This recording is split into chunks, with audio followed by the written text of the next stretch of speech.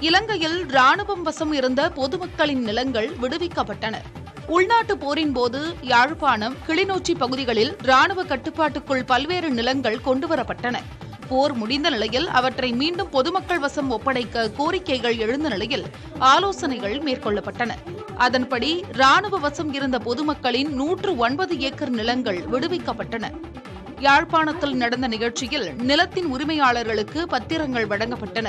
வருங்காலங்களில் இதேபோன்று ராணுவ வசம் இருந்த பொதுமக்களின் நிலங்கள் அனைத்தும் மீண்டும் விடுவிக்கப்படும் என இலங்கை அரசு அதிகாரிகள் தெரிவித்துள்ளனர். நிகழ்ச்சியில் அதிபரின் பாதுகாப்பு ஆலோசகர் சாகல ரத்நாயக்க, அமைச்சர் டக்ளஸ் தேவானந்தா, யாழ்ப்பாண பாதுகாப்பு படை தளபதி மேஜர் ஜெனரல் சந்தன விக்ரமரட்டன உள்ளிட்டோர் கலந்து கொண்டனர்.